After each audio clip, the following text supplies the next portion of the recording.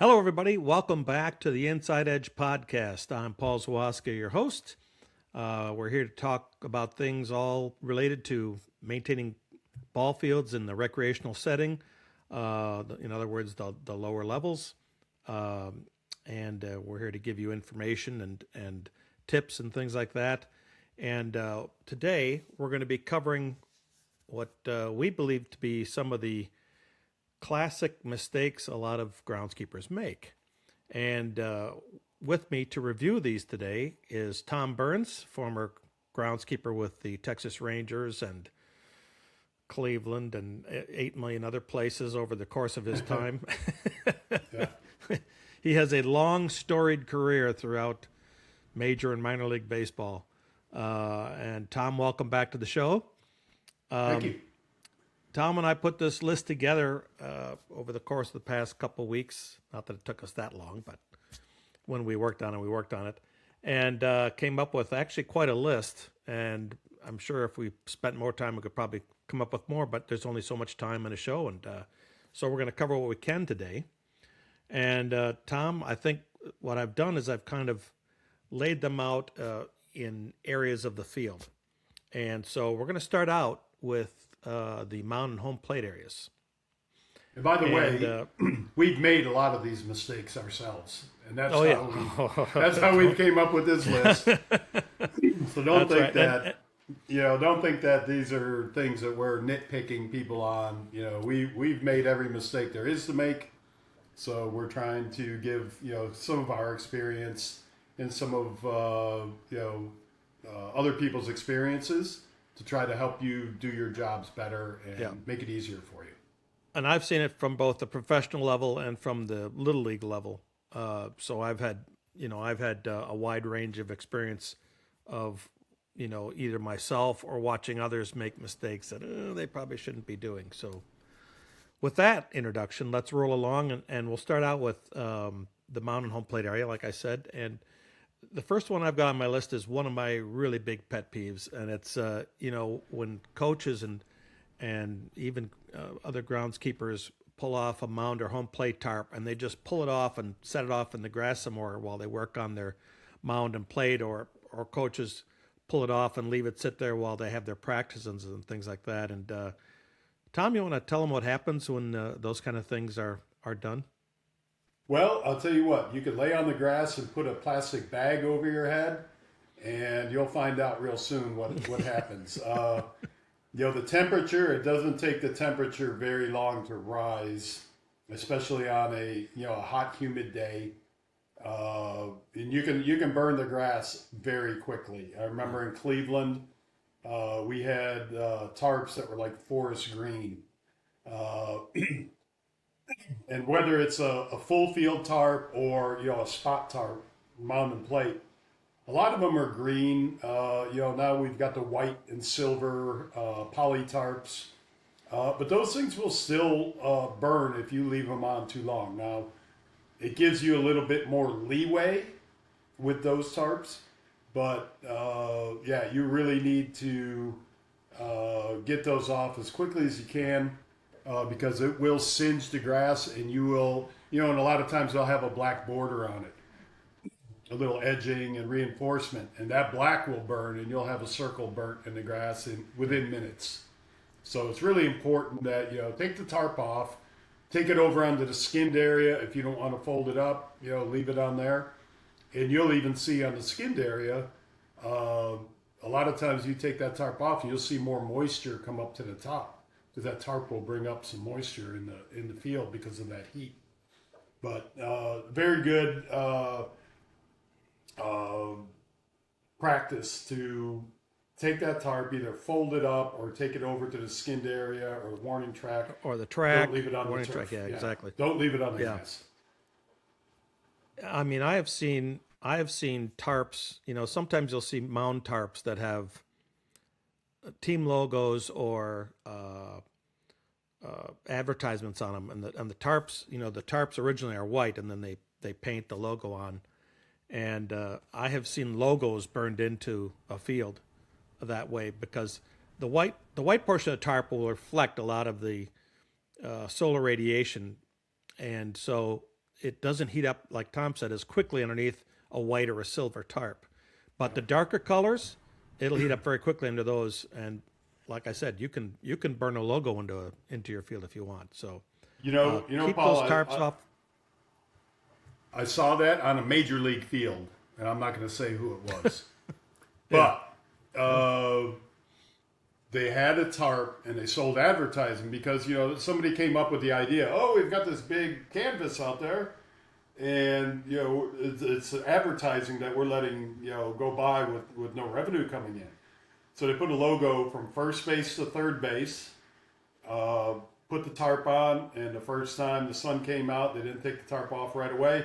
That logo was burnt into the field. Now, it didn't show up right away, but after a few hours or something, that grass, you could see the singe in the grass, and they had that logo on it. Yeah, and if you're considering getting a full field tarp for your field, bear in mind that when you do that and you use it, you want to put that on as late in the evening as possible, if the sun is out and the sun's going down.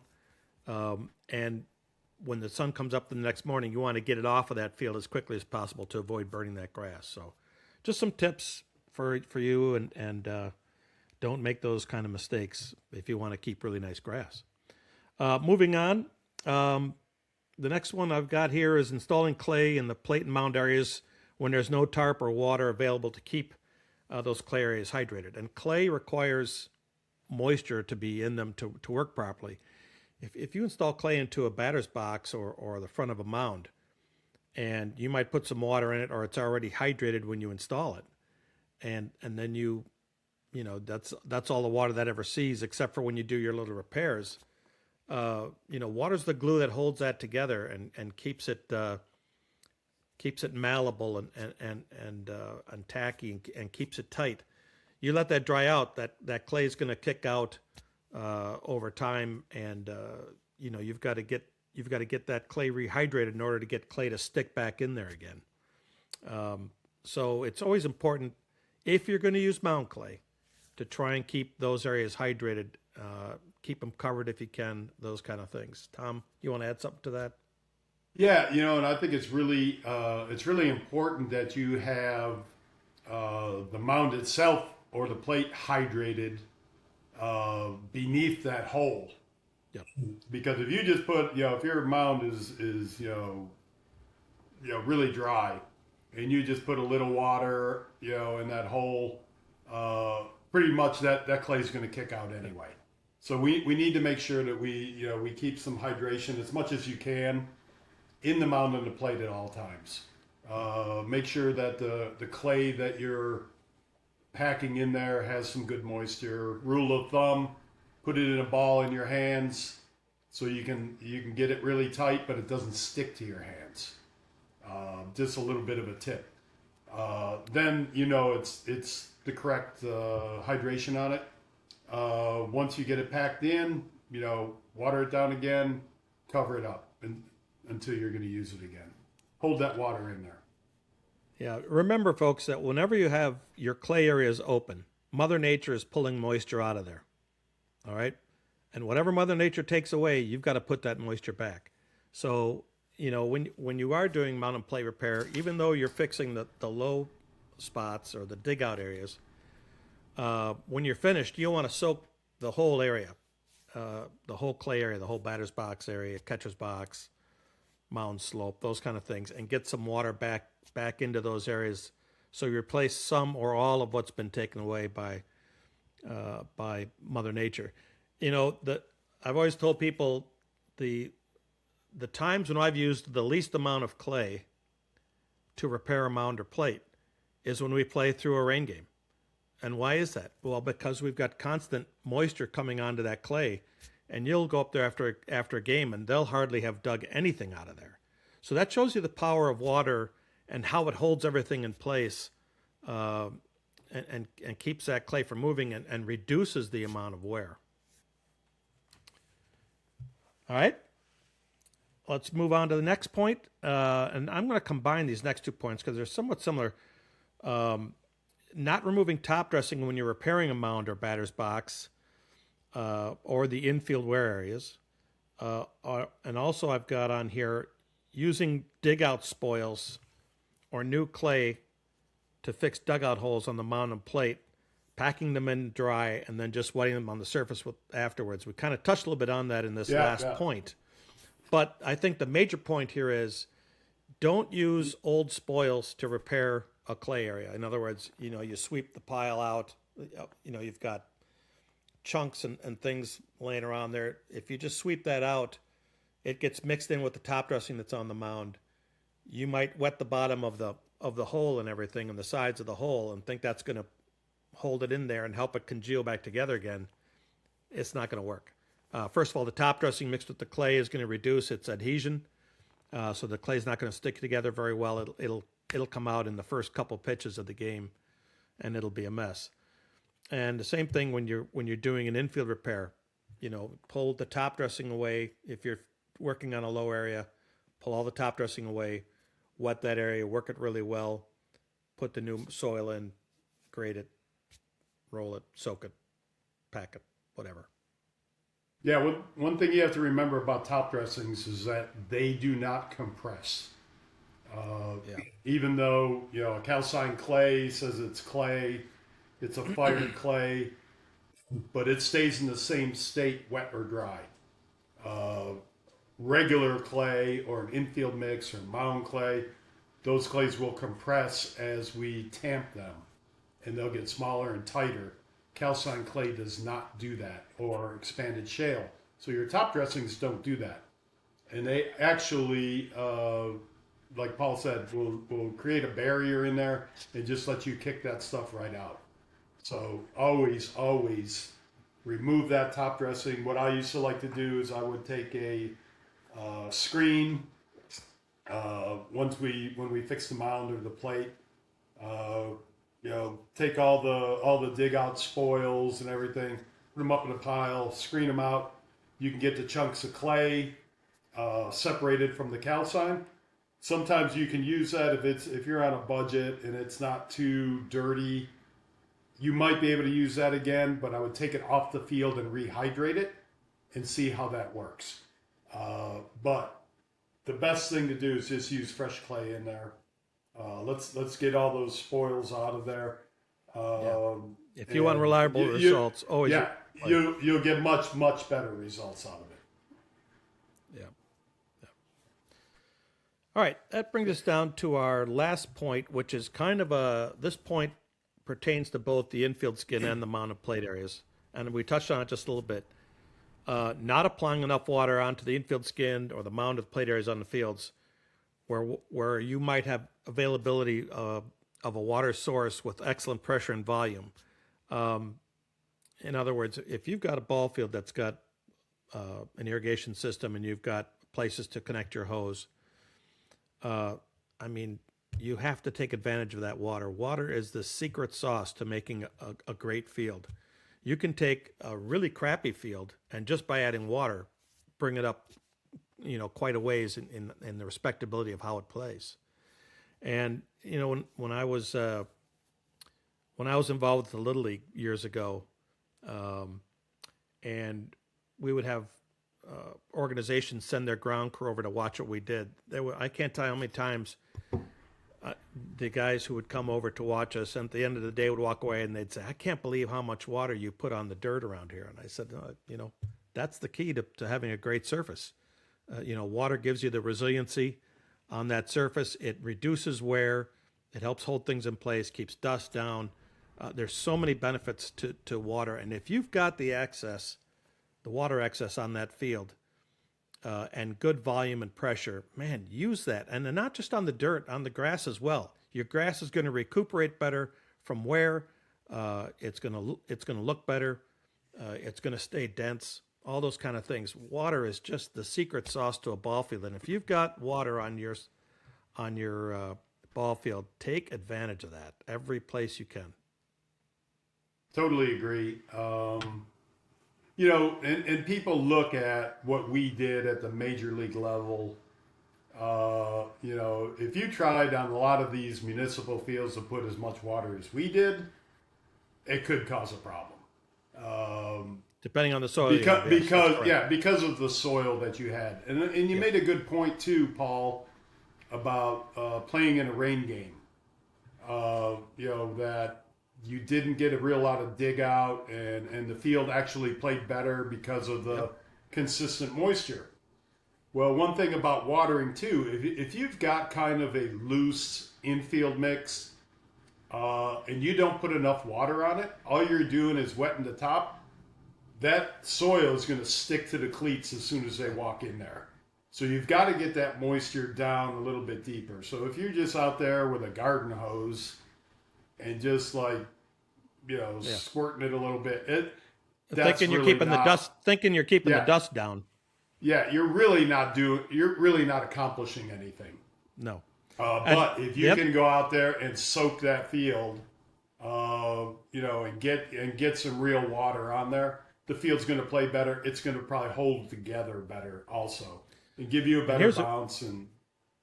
Here's a real secret that people are not going to believe when they hear me say this. But your infield is actually going to handle a rain event better if you've got good moisture throughout the column of your infield soil than if that infield goes into a rain event dry. Yeah. Now, to a lot of people are thinking, how can that be? Well, the water can move through that soil much easier when there's moisture all the way through there. It wicks that water through more easily. When it's dry and you get in there, you can get a strong surface tension in there that might at first restrict that water from moving through that soil. Surface tension on the dirt. And so it takes time for that to take effect. And in the meantime, you've got mush on the surface. And, that presents its own problems with making the field slippery or tacky. That just creates a mess. But believe it or not, when you've got good moisture all the way through that infield soil column, it's going to make a big difference. Now, again, I have to qualify that by saying it also depends on the quality of infield soil that you have on that dirt. But as Tom will say, and he said it for many times over the course of his career, you're not a groundskeeper till you've overwatered your infield once, and only then will you know what the capacity of that infield can handle by overwatering that infield soil. Once you know that, you know where you've got to cut it off when you're watering that infield down. But the best thing to do is soak those fields. If you have the wherewithal to be able to do this, soak those fields either really early in the morning or after the games the night before or whatever. Get that water down deep during that time. And then as you lead up to the games, you're just going to slowly back off when you do your watering each time. You're just trying to maintain that moisture in that surface. And even at the park and rec level, it's actually attainable. You can do this, and I'm working with one of the park districts here in near me right now. We're converting a lot of their fields where they have irrigation to the fields. They got one quick coupler, and it's like way on the corner of the field. That doesn't do them any good for trying to water their infield. They're totally skinned infields.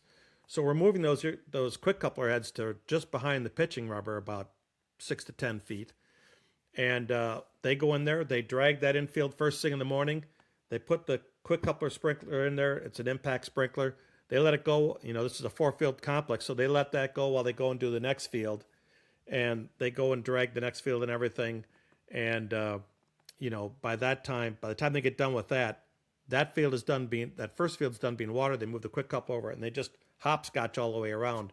So you don't have to have a guy standing there doing the hand watering. You can, if that infield spray, if that infield quick coupler has the right pressure and has the right volume, you can get a decent amount of water out there in the right size radius by getting everything what you need to achieve this. But it is achievable, and you don't have to stand there with a hose all the time. Yeah. And you can use, if you have that, then you can use the hose for spot applications, depending on the wind, to add a little bit here or there to make up for where the quick coupler, doesn't really hit it. Those are all really good ideas. Yeah. Those old impacts, so go. Those old impact sprinklers, those old brass impact sprinklers, let out a much bigger water droplet, so it's a lot harder for that to drift as much with the wind as it is the pop-up sprinklers that you have along your edge, because it doesn't take much wind on those to blow that water anywhere but where you want it. Yeah, exactly. or Exactly. in a consistent pattern. So that's why I kind of frown on those and go more with the impacts. Again, that works great with the totally skin infield. It's a little bit different situation with a baseball field where you got grass infield. Mm-hmm. I think we've spent enough time on that subject Yeah. and on that section. So moving along, we're going to skip over now into the infield skin areas.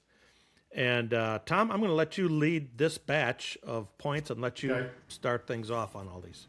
All right. So the first one we have is not cutting down high spots on the mound and the plate areas. When you think about it, the infield skin, we're constantly losing soil on the infield skin. If you went to the dugout and picked up all the dirt that comes off of the cleats and scooped that up after every game, all the little chips of soil that get on the grass from the baseline, off of the mound and everything, you'd have quite a volume at the end of the year, especially if you're playing tournaments and you've got 7 or 8 games a day. The mound and the plate's different. We're digging out that soil, but the soil's staying in that circle. And we're repairing that soil every day. We're adding new clay. So by common sense, every once in a while, you have to take some stuff away. Yeah. So what we want to do is, and a really good tool to have is like a 4-foot level.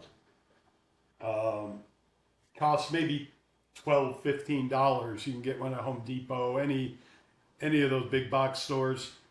Set that down over your plate to check those batter's boxes. Make sure we're at the same level. You can, they're made out of metal. You can almost use them as a screed.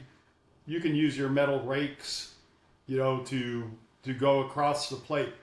A lot of times we see when you get like a half inch or maybe like a tenth of an inch of rain, and your plate's not covered. I see a lot of times the home plate itself is underwater, but the batter's boxes are higher. So that comes from not taking that soil out, because we keep on adding soil. You sweep out, our guys, you sweep out the holes all the time. You got all that material out there. They fix the plate, get it all level. Then they bring all that material back. Some of that stuff you have to take off once in a while. Same thing on the mound.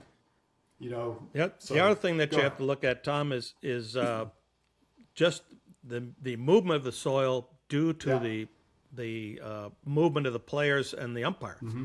So what happens, for instance, at home plate is the catcher gets down at his crouch, he's kicking the soil back where he's sitting, and that goes back to where the umpire sits. And very commonly, you'll get slowly a buildup of where the umpire is. He's wearing flat shoes, so he's just packing it down as he's back there. Or he does the horse kick and kicking it back, it moves back even farther. But it's very common to build up high spots, for instance, where the umpire stands, because he's packing it down with his feet and the catcher's kicking it back in there. Mm-hmm. And on the mound and the home plate batter's boxes, it's where they push off in the batter's boxes or where they land on the mound on the front slope. If the clay is soft enough, it'll mold a little hill there at the bottom, and then if your crew comes up and fixes that hole, and they match the elevation of the clay with what's around it, and it's building up from being pushed off. Well, now you're starting to build this hump, and so if you ever use a slope gauge on your mound, you might find it goes down and then it goes up and then back down again. Yeah. And that's just from the sheer force of the pitcher landing and pushing that clay. The same thing happens with the batters in the batter's box on their rear foot. Their back foot, they're pushing against it, and they're also building up higher. So you've got to make sure you go in there with a sharpened iron rake or a scuffle hoe or something like that, a hula hoe, some people might know it as that, to go in there and cut those high spots down. That was actually supposed to be in the past section, so sorry about that, Tom. Yeah. Oh, that's all right. Okay, the next one is failing to maintain lips properly. This is a huge problem, but it doesn't become a problem. A little bit of maintenance on a periodic schedule helps keep this from being a big problem. Now, if your field was built correctly, and it maintained correctly, excuse me, I got a cough here. Let me mute. Um, the pitching mound is going to be pretty much the highest spot on the infield, and your infield is going to go back this way, down. So I have never seen, unless a dam breaks, soil or water coming uphill, right? Everything goes downhill. So on our infield, we're constantly having to take material from the back arc and bring it forward. Okay, so you could have what, and I call it, Paul, we used to do these talks about the good, the bad, and the ugly on lips. So lip, for those of you who don't know, we want the soil of our infield to be the exact same level as the soil our grass is growing on. All right, if our grass is an inch high, we're cutting at an inch, that grass is going to stick up an inch over the dirt on the infield. Okay, we want to be able to put our foot on there and feel it level. Several things cause these lips. Improper dragging. We're going to go into some of that. Rain events, wind events. Here in Texas, you could take me to any field, blindfold me, turn me around. I'll look at the field real quick. I can tell you where north-south is on a cloudy day, because the wind comes from the south, or the south wind all the time. Generally, on the north end of your field, you're going to have a lip problem, because all that dust and everything just constantly pushing up. And if it happens to be, north is the back end of the field, you're going to get even worse. So, several ways to do this. When you're dragging, stay away from the edge. Stay at least a foot away from the edge. Finish that off by hand. Using a backpack blower on those edges to get all the soil back into the infield where we want it. You can use a hose to blow that out. Several different ways. Paul will tell you a couple things. Sharpened iron rake, verticutter. There's several ways, several techniques to doing it. But my advice here is to be on top of it. Don't let it go for months until you have a huge lip there that's impacting your drainage or causing a trip hazard, a safety hazard on your field. Much easier to take 5 or 10 minutes, out of every day or every other day to do a little bit of work on that to keep it from being a big problem. Yeah, if you have drainage problems on your infield, 9 times out of 10, that's the problem. It's the lips. And the other key thing here to remember is that the movement of these soils is impacted by the makeup of those soils. For instance, the engineered soils like Edge have, they don't move.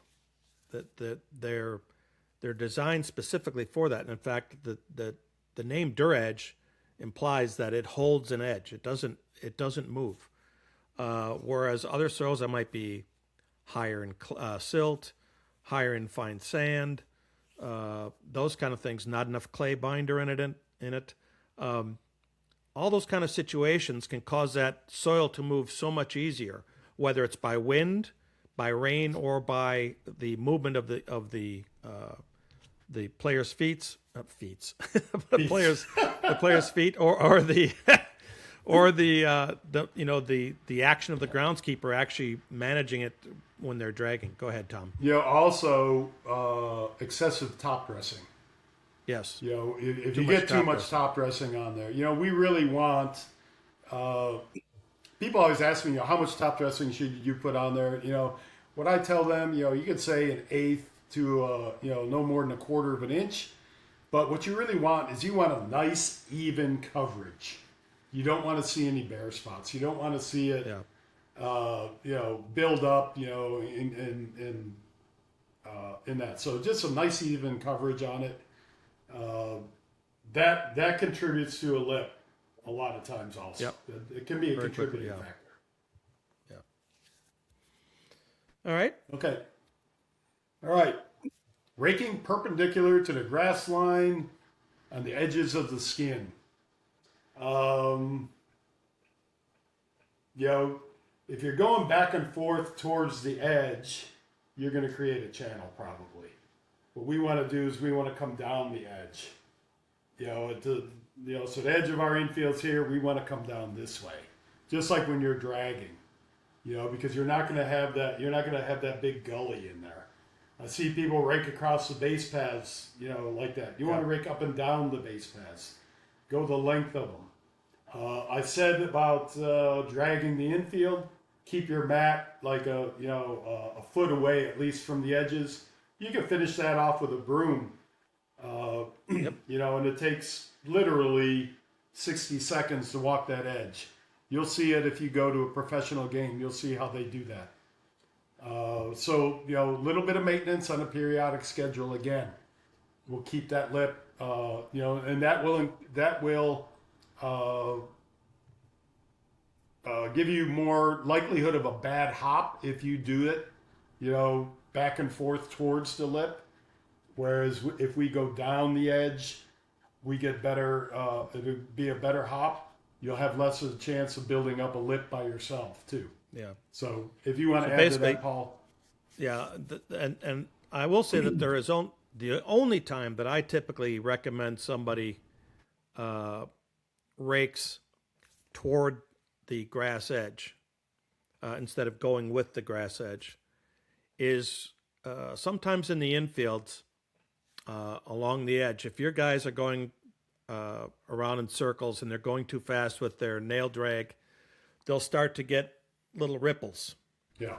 And if they get glued in by rain or irrigation or you're watering, they can be real hard to get rid of, because if you just keep trying to go along it parallel to the edge, it's just going to keep building up, and over time those ripples will actually get worse.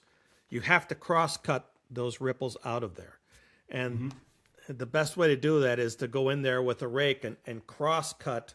If your ripple's going this way, then you're taking your rake and you're cutting across that to cut it down. If I go this way and try and cut it down, it's not going to work because you're going with the ripples. So you have to go across that ripple to get rid of that ripple effect on the infield. Really, there's exceptions to every rule, but for the most part, you're going to rake down along the edge. That's what we're trying to say. Not removing the bases when nail dragging, float dragging. It's a good practice after every use of the field. Just take the bases out anyway. The bases will last longer. They're less likely to get pilfered. Leaving them out in the sun, in the weather, they're going to wear out quicker. You also get a mountain. Looks like a pimple where those bases are, because you're just dragging around them and throwing dirt up against them. Exactly. And the first thing you do when you pull out the base, you take a rake and you level where that base was. Because a lot of times, sliding in second base, especially, you get all that dirt can kind of come under the base. Especially when, if you have spike down bases, I don't know if too many places have those anymore. Spike down bases, the Little League bases that, have that post that you put it on. And even the Hollywood bases that we're using now. Just really good idea. If you let that built dirt build up around those bases, you're going to have a hell of a time getting those bases out. Well, and even at first base, because you get that dig out right in front of the base. From the guys leading off and everything, so you'll have that little cavern there. And always make sure that you fill that in better. Always make sure you're carrying around with you a base scoop to clean out that anchor, because another way that bases get jammed really easily is by getting dirt in there, and you start forcing that in. That can wedge that base in there really tight and make it really hard to get it out. When you put a base in an anchor normally, it's got a little bit of movement in it, right? Well, there's a reason for that movement in a base. Some people say, why does this base move so much? Well, that's done so that if you do get some dirt down in there, there's enough movement for that dirt to slowly drop down in there and hopefully prevent that base from locking up in that anchor. If those anchors were tight, where you slid that in and it was nice and tight, and you didn't get a lot of rotational play, you'd have a heck of a time taking those bases out all of the time. You've got to have some Especially, rotational play in those. and especially if you don't take them out all the time because it'll rust up pretty quick. Oh yeah, yeah. Even though they're galvanized, that taking them in and out will scratch that galvanized cover, and they will rust up pretty quickly. Yeah. So, hang on a second here. Another. All right. Nail dragging without moisture in the field. See people do this all the time. Paul and I used to give these seminars all over the place, all over the country. And I would tell people, if you're going to nail drag without putting moisture in your field, you might as well go sit in the shop in the air conditioning with a nice cool drink and a grinder and just grind down these nails in the comfort of the shop, because that's all you're accomplishing. Yeah. You're not doing anything to the field that's going to give any benefit to the field. We need to have some moisture in that field, number one, to keep our depth consistent. We want to be able to cut that infield skin consistently throughout the field. Now, we don't want to put so much moisture on there that the drag starts chattering or digging in, or the back end flips up. We want nice balanced equipment, but it'll give us a more consistent cut throughout. And what I used to do too is I used to go ahead and get some moisture on the field, make one cut with my drag, and then I would water with the field actually cut open, which is helping me to get more moisture deep down into my field. But if you cannot walk on your field without leaving a footprint, you have no business running a nail drag on it, because you're going to cut it too deep. And I think that we will get into that a little bit more farther down the the line. But, having some moisture in that field, adequate moisture to cut that, to let that drag do what we're trying to do, that spike drag do what we're trying to do, which is basically loosen up the top dressing, and we only want to go deep enough to get the cleat marks and the ball marks and give us just enough loose soil. I would say, Paul, a 1/16 of an inch is all we really want to penetrate day to day.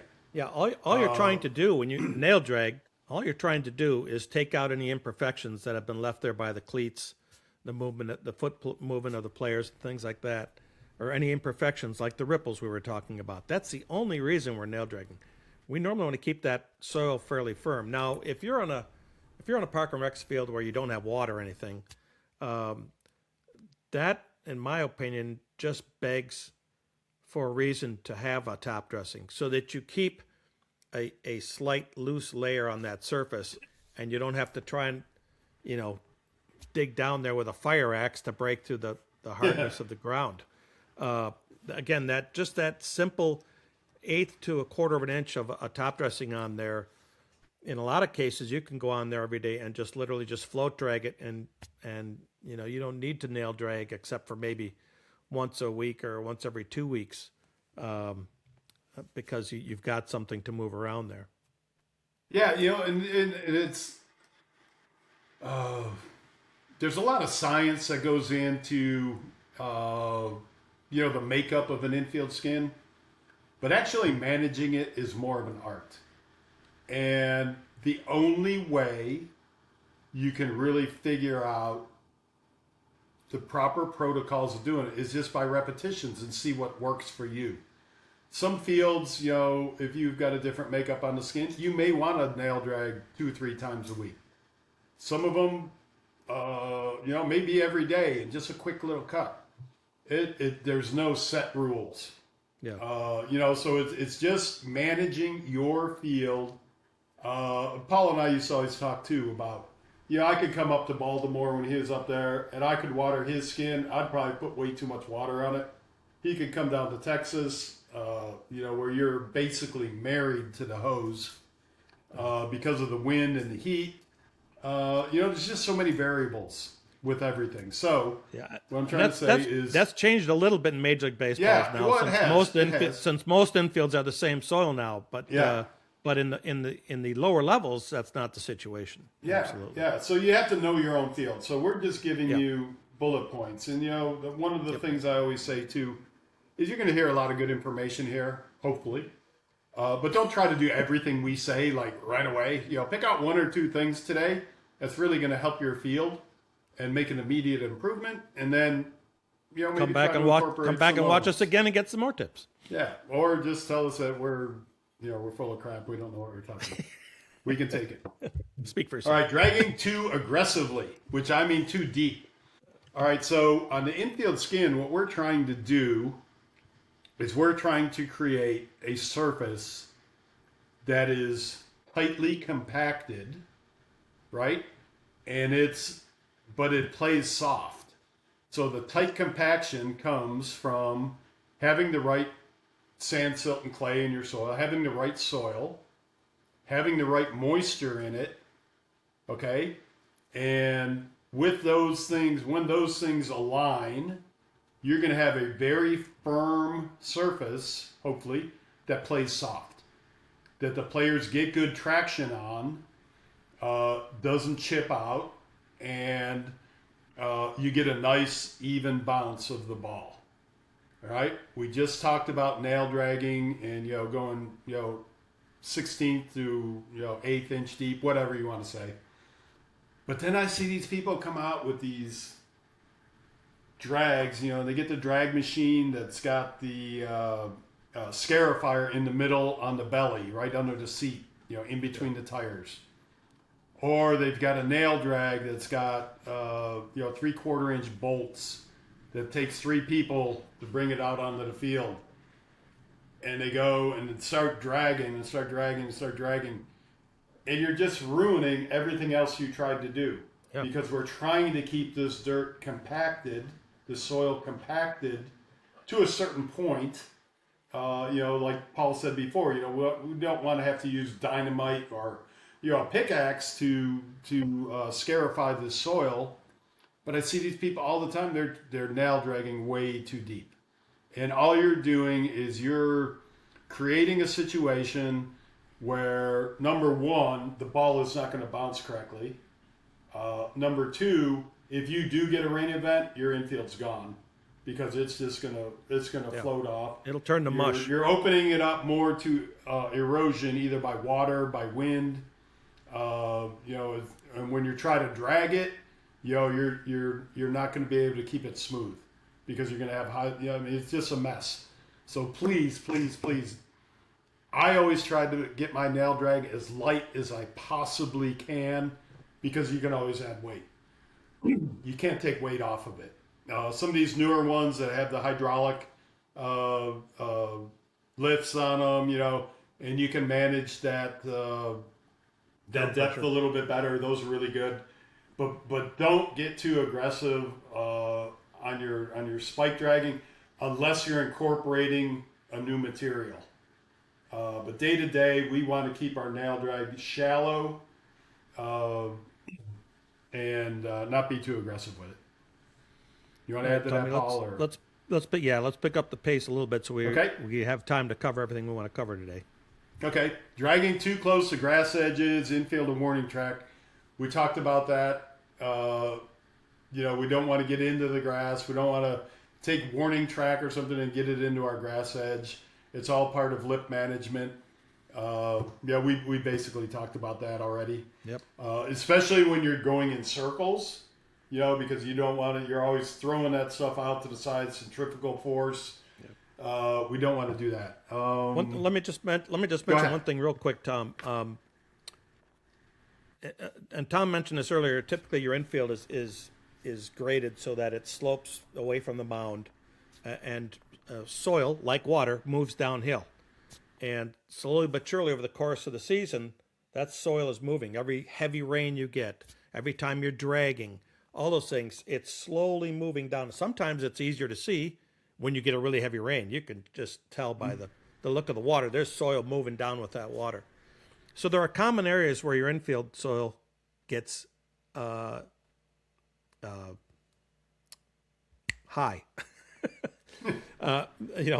It always gets low. It's always low up. If you're talking about a baseball field with a grass infield, it's always going to be low up in the front, right along the base path, because that's the highest point. And it always gets high back along the back arc and up the first and third base corners are very common because that's the movement of the water, and that's the movement of the drag and the gravity bringing it down that slope. Yes, it's only a very minor slope, but it's enough to make that soil move very gradually over the course of time. So, again, and Tom talked about this earlier, and we did this all the time at Baltimore when I was with the Orioles, at least a couple times a week. We would take our level boards after we nail dragged, and we'd take material from the back of the infield and pull it all the way and feather it all the way up till we got to the top end.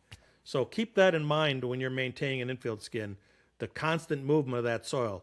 It might not be visual to you, but it's happening. It's always moving. And now back to our regularly scheduled program. Okay. Operating an infield groomer too fast. You shouldn't really go any quicker than you can walk. Just walking speed. Like we talked about before, you're doing circles. If you're doing a circle drag, which is a great drag to do, comes around, you're pulling material from the front or the back. But if you're going too fast, you're dishing it out. So going even in a straight line, if you're going too fast, the drag, whether it's a nail drag, whether it's a screen drag, you're going to bounce. You're not giving enough time for soil to drop into the low spots. You're just, when you see somebody grading a highway, grading anywhere, you don't see those guys going 1,000 miles an hour. They're moving very slowly with that grader. Very slowly, because that gives you a chance to cut a spot, to drop a spot. Anyway, those things were not. Only bad things can happen when you're growing too fast. Yeah, let me add one quick thing to this. If you're doing Little League fields where you have a grass infield and then the standard infield skin area for a Little League baseball field, I always had our crew hand drag that all the time. We rarely tractor dragged it because it's such a small area. You're turning such tight curves that I don't care how slow you go, you're going to bowl it out just because of how tight those turns are. It's much better. You're going to reduce your buildup of lips.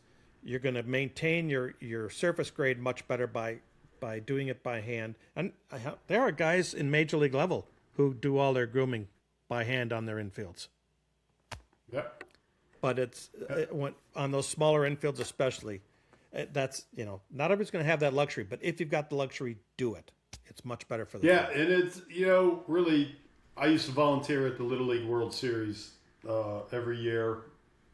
At the beginning of I'd say for the first weekend of games, but basically I was part of the crew that went and made sure the fields were in shape before the series. And I really found that it's so much simpler to hand drag those fields because they're so small that you really can't get a vehicle in there. By the time you get any kind of movement, you got to make a turn, or you got to go over one spot 17 times to make sure you get this spot because it's just hard to maneuver. So anyway, driving the drag off the infield skin without picking it up before going onto the grass. When I was out in Arizona, and this was 1983, and I went to one of the teams down the road and watched the game. And this was Major League Spring Training. And they had like two guys come out with a Cushman in the fifth inning. And, the one guy'd hop out and pull the drag down, drop it, and they'd go too fast. Like crazy. Yeah, too fast. They're doing it in mid-game. Yeah. Yeah, and I was going to use another terminology. But anyway, and when they got done, they just drove it out to the sidelines. Yeah, and it's like, really? This is a professional, big league spring training?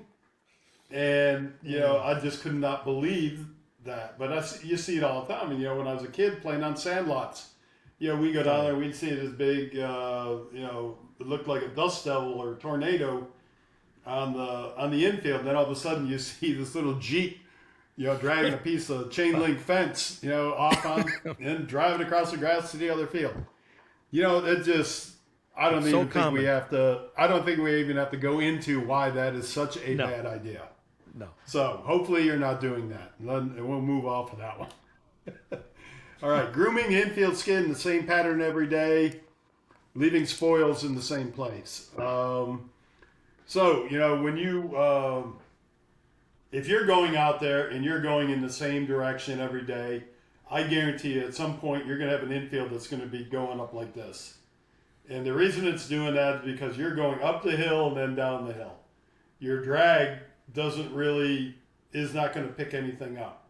What we need to do is, if you've got a high spot here, we need to come this way, right across our high spot and going down the length of it with our nail drag or our screen drag with a leveling board on it to cut that high spot. And now we want to move it around over into the low areas. So if you're going in the same direction every day, if you're always doing a circle drag, you're going to end up dishing out that infield skin. Okay, so vary your start-stop points. We don't want to put all that material, leave it off in the same area. You're going to build it up. Just like we talked about a home plate. We don't always want to start in the same place because we're going to dish that out. So just vary it every time you go out there. Now, I'm not saying on a softball field. This is what I always ask. I said, why do people start from the center of the mound and go out to the outside when they're doing softball? Because human beings are the laziest animals on the planet, and somebody doesn't want to get rid of that tire track. Now, for a pre-game drag, that's totally acceptable because you get your, you get the machine off the field and out to the outside, where if you can water with a hose, they can start watering earlier. But as a maintenance drag, what we want to do, we want to go in different directions. We want to be able to, start on the outside edge on those totally skin infields. You start on the outside edge, outside and to the inside, and you end in the middle. Because when you get all done, when you pick up that drag, you've got a pile of dirt there.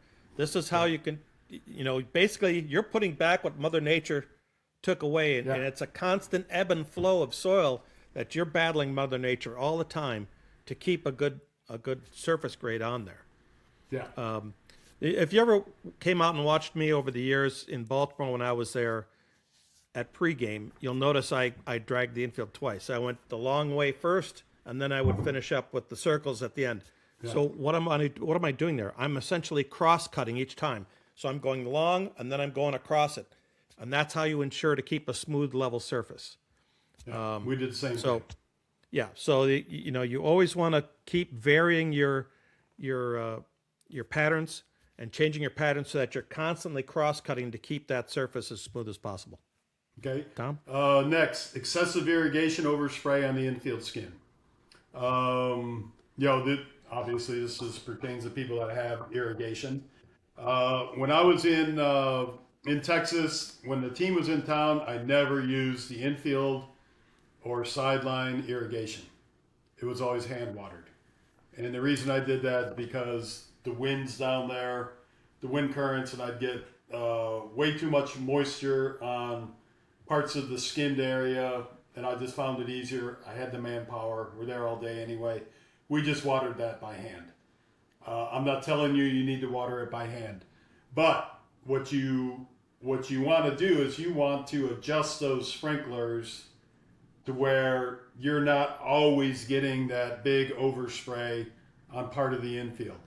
Even if you have to cut it back to where it not really catching all the grass, if you've got a hose or something, you can always hand water that little spot with a hose. But you will find if you can control that and minimize that, it will be better off on your skinned area. And I see a lot of them, these sprinklers that will actually dish out an area of the infield skin, especially if one sticks. But anyway, so that's just a good rule of thumb. Make sure that you're not getting that overspray.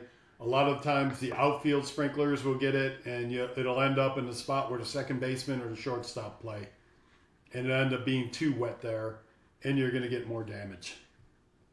Anything to add to that, Paul? Nope. Okay.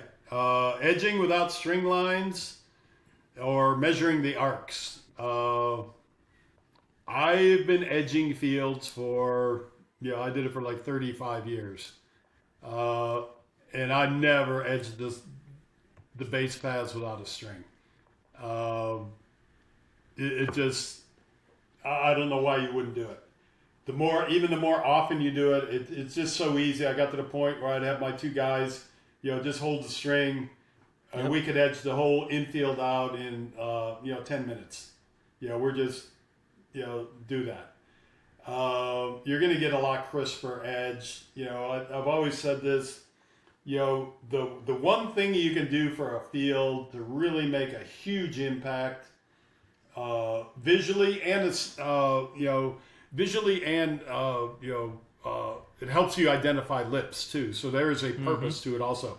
But it's just like when you go in and you get a haircut, you always feel better about yourself coming out of the barbershop. Paul and I probably don't anymore, but it just gives makes your field look that much sharper, and it really and I guarantee you. Marshall Bossard, my old mentor, told me this too. If your field looks like crap, people are going to treat it like crap. But if you've got really crisp edges and everything, people are going to treat that field a little bit better because it just looks so nice. They don't want to mess it up. You don't want these ratty edges, because like I said, it helps you identify the lip problem. You get which in turn gives you a better bounce, makes the field safer, just sharper. And it's one of those things again, the more frequently you can do it, the easier it is and the quicker you can get it done. So if you wait every 6 months, now you've got to use a scuffle hoe or a sod cutter. Now you got to bring back more dirt, and fill those edges in. Where if you can, we used to do it in Cleveland with the bluegrass, we used to do it a weed eater. Just run that string line and just use a weed eater. And once you get good, you don't even touch that line. Or you can use the rotary edges. But whatever you do, the more frequently you can do it, and make sure you measure the arc. We did our arcs as frequently enough that I could do those freehand. I didn't do them all the time, at least once the beginning of the year, and then at the All-Star break, we would measure them to make sure where we were. But especially the straight lines, you got to use the string. But, baseball and softball and really all sports that play on natural surfaces, people are attracted to the beauty of the geometry. Straight lines, straight mowing patterns, straight foul lines, any of the painted lines. It's all that geometry that comes together that makes it a visually appealing surface for the fans. For the players, of course, it has to do with the quality of the playing surface, and even still, that comes into play with the edges. If you're keeping your edges trimmed, that's part of lip maintenance, believe it or not. The more you can keep up with that and do it accurately, take pride in your work, and trust me, you're going to have people notice. They'll notice right away when you're keeping those lines nice and crisp and looking sharp and well maintained. It makes people stand up and notice. Yeah. All right. The next two I'm gonna go into them right away because it kind of goes with this one that we just talked about. Yep. Painting, chalking, foul lines without string lines. And we just talked about edging. Again, minor leagues. This is back when I worked for the Angels. Back in the 83, 84. Drove their equipment truck. And I'll say who it was. It was the old El Paso field, the Dudley Dome, they called it. And this place was just, I'm telling you, it came out of a movie, like a John Belushi movie or something. Animal House. But they This was a double A professional franchise, and I watched them chalk the lines without a string. And, just all the bases were, I mean, this is like, thank God minor league isn't like this anymore. But the bases were all different distances. They had no home plates in the bullpens. Just a crazy place. But, painting or chalking without string lines, that's worse than somebody painting on the opposite side of the string line and having that line off. Jump over. As long as if it's straight, that's not as bad as having a line that goes like that. At least I can say if it didn't hit the line, it's fair. Anyway. And people will say, well, I paint the lines and I can easily see where I painted last time. You could do that, but you know what? Even without that string and you still got that painted line there, it's still going to end up looking crooked. There's something about having that string line down, even with an existing painted line there, that keeps you dead straight, that you can't do when you're just looking at an existing faded paint line. Yeah. Now, in an emergency, something I could see doing it one time, or again, these are generalizations. These are if you're crammed for time. Yeah, I mean, there's always going to be an emergency, but over the course of normal business, use a string. It doesn't take that long. And then along that line too is letting the chalk or paint build up on the skin surfaces or the baseline. I myself on the dirt, I preferred chalk because I believe the umpire can see that chalk fly. There's no question. Yeah. A lot of guys are using paint now, which is perfectly fine. I don't mind paint around the batters boxes. I just like the chalk myself. I mean, if I was still in the game now, I'd probably do paint because I think paint's a little bit easier to pick up. But regardless if you're using chalk, if you're using paint, don't let that stuff build up. You have to take it off. We would scoop up the chalk lines every day. The chalk especially. We actually made ourselves a little shovel that was like 6 inches wide to go down that line with we did it every day right after the game. As chalk builds up in that dirt along the baselines, it affects how the water moves through the soil there, and that's why you want to get that chalk up on, and it discolors the soil as well. And paint will do the same thing. If it builds up, if it builds up too much. So anyway, we're not going to spend a whole lot of time like that. Just don't do it. And trust us. I'm going to take over now into the next section, talking about rain events. And the first thing we've got here is pushing standing water off an infield skin. That is a major no-no because obviously when coaches will come out and there's no ground crew around on these recreational facilities. They think they're going to help you out by getting the field playable so they can play and not cancel the game. So they come out there with brooms, shovels, whatever they're going to use, and they dig trenches to get the water to go through into the grass area, or they'll take a roller squeegee or a broom or something and push that water off. And when they're doing that, they're moving all this soil along with it. And where does it go? Right into those grass edges. What's the end result? Lip buildups.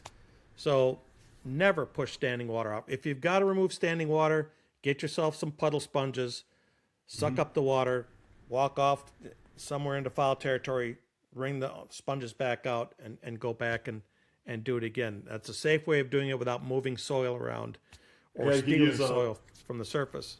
Yeah, you can use a shop vac, puddle pump, anything that you can get that water off. And when you're pushing that soil off too, or that water off, you're digging that hole deeper. Yeah. Now the best way to prevent that is to maintain your skin correctly, and get rid of those low spots. But yeah, don't push it off like that. Yeah, you are not helping anybody. You're just making a lot more work. Making the problem worse for the maintenance crew and for yourself for the next game that you have that you've got a rain situation. Yeah. Using cat litter or oil dry instead of a drying agent designed specifically for sports fields. So all of these materials, cat litter, oil dry, and drying agent are all made out of the same clay. They're all made out of Mount Marillenite clay. It's mined down in the northern Mississippi, southern Tennessee, southwest Tennessee area of the country. There's like three different places that manufacture this. But the difference between those three products is how hot they're fired. Cat litter is fired at the lowest temperature because you want that so that when the cat urinates on it, it kind of melts and molds into a clump, and you can scoop it back out. So they don't want to heat that too high.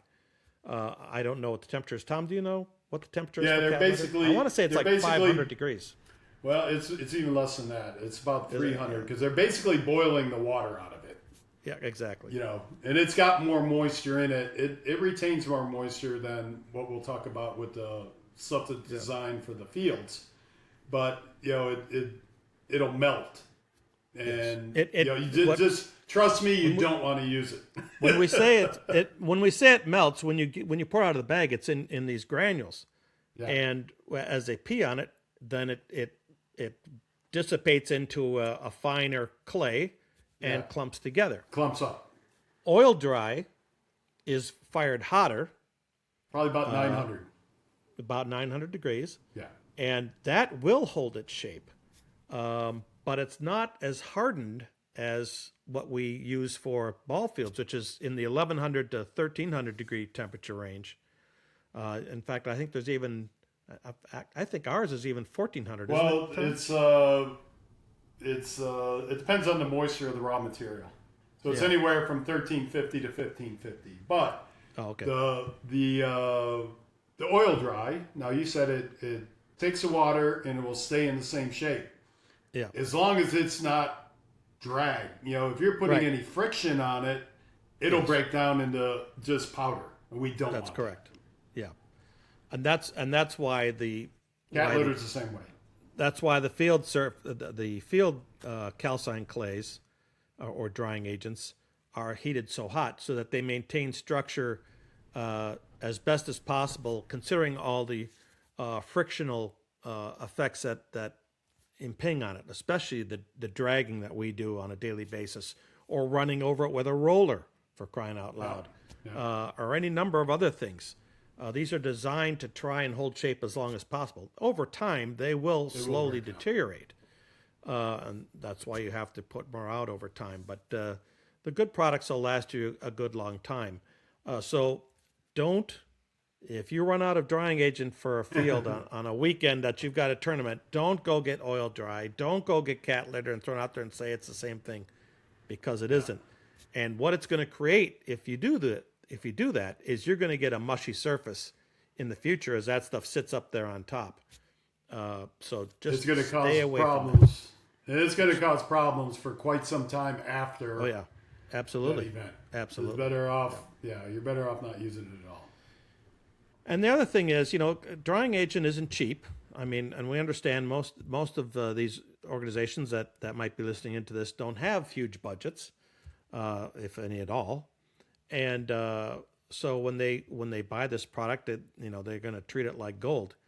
And the best way to do that is, when you do have wet areas, don't just take a whole bag of drying agent, put it in there when you've got standing water. Get rid of the standing water first, by what we talked about a little earlier with the puddle sponges or whatever. Get as much of that free water off the surface as possible first before you put the drying agent in there. Then you can go ahead and apply a light amount in there and just lightly rake it into the surface, and then let it do its thing. It'll absorb a considerable amount of water. But don't be taking whole bags and dumping them into a puddle. That is just an absolute waste and very expensive. Ripping open an infield skin to dry it out after a rain event, because they got to get the games going. We see this all the time, and we talked about it earlier in the infield skin area, but we'll reiterate it here. When you do something like that, let's say it's, you had rains overnight and you've got games that are going to start at 9:00, and you want to get this field open and going and moving. So the guy comes out with with his four-wheeler or whatever he's using, puts down this giant harrow and just digs in there like it's a farm field. And eventually it opens it up, of course, and it will dry out. The problem herein lies now you've destroyed the playing surface. It's going to be much softer, poor traction, inconsistent ball hops. But the biggest thing is if you've got more storms coming later in the day, what you've done is you've aerated that soil. You've added a lot of pore space or air space into that soil. So now when it rains next time, you are going to have absolute mush out there. As however deep that you made that, if you sliced into that a half inch deep, you're going to have a half inch of mush because you've loosened all that material up. So, don't do that. What are you supposed to do? You have to sit back and let Mother Nature do her thing. Yeah, you got games starting at 9, but if you can't walk on it, you don't belong on it. You've got to let Mother Nature do her thing and dry it out enough to the point where it's firm enough you can get out there, and then at that point you can take a rake and do what we call back raking the surface, where instead of pulling with the rake, you're actually walking and pushing the rake along, and just fluffing up that surface.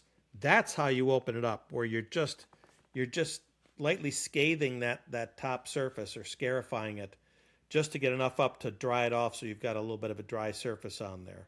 Tom, you got anything to add to this? Yeah, so what you're doing with the back raking is it's basically like nail dragging it, but without putting a machine on it, without going too deep. Once you see that infield start to change color a little bit, go 90 degrees on your rake, because what you're doing is you're exposing more surface area of the infield skin, which is allowing that moisture to escape. So that's a really good idea. The worst thing you can do is get onto the field too early. Yeah, and again, this is where top dressing and infield pays big time, because that top dressing is going to dry a lot faster than the infield soil beneath it. So if you keep that base soil firm, even though it's wet, if you can dry out that top dressing through back raking and opening just that top dressing up, that'll dry very quickly, depending on what you use, and you can get out there faster. And of course, this all relates to what we've been talking about, several other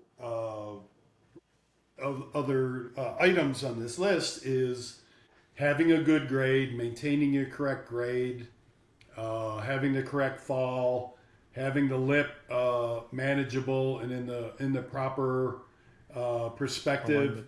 So water will drain off the field, and you're not going to have these bird baths and puddles there that are going to get wetter than another area. So this all ties in together. One of the best things you could ever do for your field is, after a big rain event, go out and take your cell phone, take a picture of the field. You've got a map to every low spot that you need to work on. Okay, so that's just a great thing to do. That's my dog in the background taking a drink. I've been fighting off my two dogs here from going crazy too. All right, let's jump into our last section. We're running out of time here.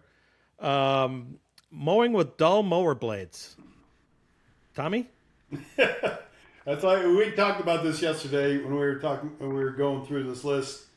And I came up with the idea of shaving your face with an old, or even for the females out there, shaving your legs with a dull razor blade. I mean, all you're doing is you're just ripping that hair out, and you're gonna have like razor burn and everything. Same thing happens to the grass. You're tearing that grass plant, and you're gonna put so much damage. The grass is gonna look totally brown, and you're opening it up to disease, spores, and all this stuff coming in, and it just looks like hell. So, I would rather see somebody not mow than mow with dull blades, because you're going to do a lot of damage to the grass. You got anything else to add on that one before we go to the next one? Nah, I'm good enough. 1/3. Okay. The 1/3 rule for mowing. Okay, so basically we don't want to take more than 1/3 of the blade off the grass. Okay. At a time. We were talking about this. Well, I guess that's the next one. All right, so like you get a big rain event, and you can't mow your field. And let's say we just fertilized last week, and now we get like 3 or 4 days. It's just raining, raining, raining. And all of a sudden we get an 80-degree day, and this grass is just exploding. But we haven't been able to mow for a week. Don't go out there and try to mow at the same height you've been mowing at. Yeah. Raise your mower up and take it down gradually. If you scalp that field, you're going to shut down those roots for like 6 weeks, potentially. This does more damage to the grass. So, Not to mention, you're going to have a lot of grassland on the surface, yeah, it's just going to be a mess. which for It's a playability mess. purposes is, Yeah, terrible. and then if you get another rain and all that grass windrows, and then you sweep it up after a day when it's dry enough, and now you got all these burnt spots all over your field. So the one third rule is really a good way to follow, and that it kind of ties into this next one that we've got is the lower your height of cut, the more frequently you need to mow. So, it's a cross between, Paul's really familiar with cool season grasses, bluegrasses, ryegrasses, things like that. I spent most of my career in the South with Bermuda grass. So, I've done anywhere on height of cuts of Bermuda grass on some of my fields from, in the old Arlington Stadium in 1986, we had the grass cut at 5/16 of an inch. We fertilized, we fertilized 1 week, and then we got this tremendous rain situation. So I had to raise the height of cut to 5/8, which basically I'm doubling the height of cut. And I could go across the field once, and I would have to dump the baskets. Okay, so anyway, at 5/16 of an inch, I need to mow every day. Golf greens are mowed every day. If you're cutting at an inch, you get away with maybe a couple times a week, 3 times a week. But the lower your height of cut, the more frequently you need to mow because of the 1/3 rule, and just to keep the grass consistent without shutting down. Bluegrasses, what do? You're cutting at 1.5 to 2 inches on bluegrass, maybe an inch to 2 inches. No, on professional level, we were at an inch and an eighth. Okay. Back in the day. Nowadays, they're between 3/4 of an inch and an inch, yeah. because the hybrids that have come around Yeah. since you and I left baseball are so much better than what they were when we were there. But yeah, you can get away with a couple days, but not much more than that on the professional level. And certainly on a recreational level, you can get away for several days because you're not pushing the grass as much at the recreational level. You're not with fertilizer and irrigation nearly as much. It's still the tighter you mow that, as far as height of cut, you definitely, any little bit of growth is much more noticeable, certainly. Let's go to one that I threw on here after we talked yesterday, Tom, and that's avoiding turning your mower on skinned areas. And I don't know if you did that, Tom, but we certainly did. We avoided that because, especially, you get to the recreational end where you're using rotary mowers, and if you're mowing and you're coming in from the outfield towards the infield, and you've got your blades blowing, and you come out onto the infield dirt and turn around the infield dirt and then go back out onto the outfield grass, those blades are lifting up a lot of soil, and guess where it's all getting thrown around right into the grass, right into the edges. You're taking soil from your infield skin, so you're instantly making it lower, and then you're adding it to the back edge of the infield grass. And same thing with top dressing too. Dressing more so because it always stays loose. And not to mention all the grass clippings are going out into that. Yeah, onto your infield dirt as well. So, my advice is always, go do your back and forth mowing, but turn on the grass. Then on your once you're done with that, you'll do a cleanup pass, just like you would if you were mowing a golf green. For those of you who've mowed golf greens before, and do at least one cleanup pass, if not two wide cleanup passes all the way around. You can do them before or after. We usually did them after, just to clean all the turnip spaces around to make it look sharper. But try to avoid turning around on on the infield dirt especially, and you could make the same argument for the warning track as well, depending on what you're using for the warning track, Yeah. how fine it is and how easily it can be displaced. Well, we used greens mowers, and we had Well, bald yeah, for your tires. mowing heights. Yeah, bald tires. But the same thing kind of maybe we had a different situation. It's the stain. So if you've got dew on the grass and your tires are wet, and you go out and turn on the dirt, and the dirt's kind of wet too, or you've got some moisture in it, then when you go out, you're leaving that track of infield dirt or warning Yeah. track, and that On the stain grass. doesn't come out. You see that. You can go out Yep. and water it, and try to wash it out, but as the grass dries, you're going to see that. You're going to see that footprint, and so it's just aesthetic. Yep. Plus, if the guy drops the reels too soon, you're pushing the top dressing out in the I was just getting ready to say that. You actually push it into the lips. yeah, Or you scalp the lip. You can scalp the lip yeah. on the warning track. Exactly. So yeah, you don't Right. want to do that. How much time do we have here, Paul? We have time to go through We're the rest over. of these, or you just We're wanna over go by to the last 5. one? We're over by 5. Let's just get these last few done here. We're doing fine. Okay. All right. Don't fertilize on windy days. And I got a great story for this.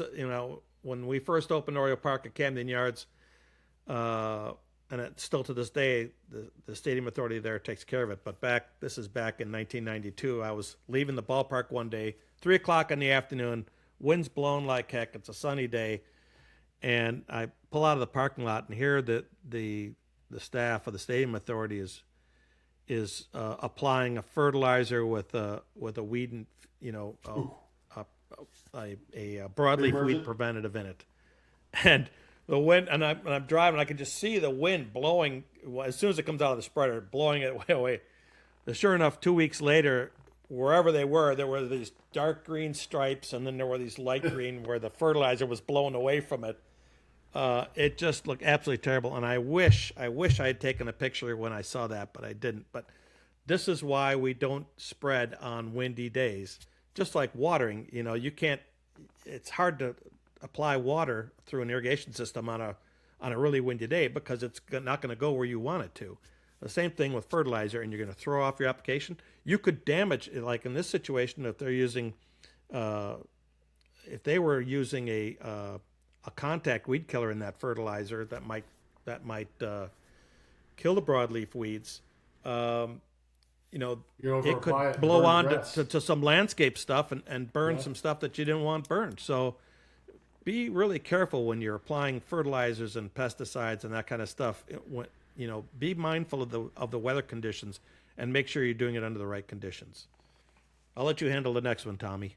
Okay, improper fertilizer pesticide application spacing. So we talked about this. I use the greens mower. So we had our stripes are like 5-foot stripes.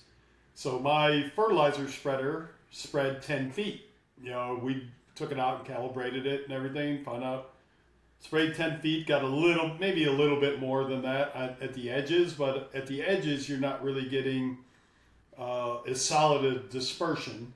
So anyway, we would go down 2 different stripes. So right in the middle of the 2 stripes, you got dark stripe on this side, light stripe on this side. We'd go right down the middle of them, turn around, do the next two, next two, next two. I've never had a burn doing that. Yeah. So we get a really good even application. So those stripes are aesthetic and they're practical at the same time. It makes the field look good. I wasn't one for all those crazy patterns.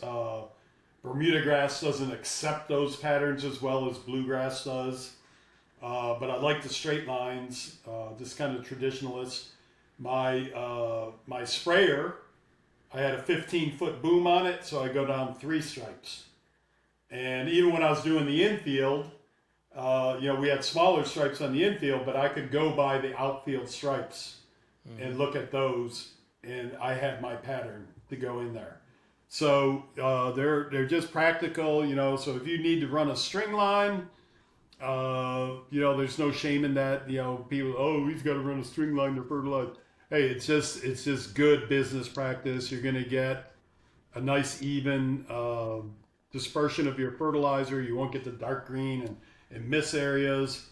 If you're, you know, if, your licensed pesticide applicator, which you most probably have to be to put pre-emergence or any kind of a fungicide out there, you want to make sure you get even coverage so you kill all the weeds or you get all you don't get bare areas where you don't treat.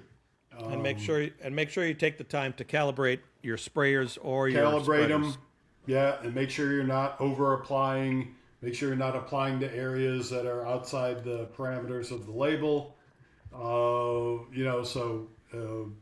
Anyway, a little bit of due diligence there, and just be careful. And just want to give you guys that Don't tip. don't be a hairy homeowner where you say, well, if this much is enough, Yeah. then this much will really do the job. Yeah. I can tell you a story. We don't have time for it, but when I was on the golf course, just watching homeowners doing stuff that Oh we yeah. would get fined for, we get thrown in jail. Yep. Anyway, Grass seed. Grass seed. Folks, you get what you pay for. If you go out trying to find the cheapest grass seed, you'll get the exact results that you go after, because you might be getting seed that's old. It doesn't have it's not as viable as it what might have been when it first was ready to be sold as grass seed. There are tags on these bags that by law have to be there, and they stipulate when they were last tested. It gives you a month and date and tells you what's in there. You want, when you're buying grass seed, stick with something that has preferably no weed seed in it or very, very little weed seed. But grass seed isn't cheap. Good grass seed isn't cheap, but the results that it provides are certainly much better than the cheap stuff you might buy from a box store or a hardware store. So make sure that you're really paying attention to what you're buying. And actually, I got a story for you on this, because I just did some seeding on my property up here this spring, and it's just it's not a fine turf area near one of the houses. It's farther up on the driveway. I live on a big ranch type place, and compound. it's a compound for old people. But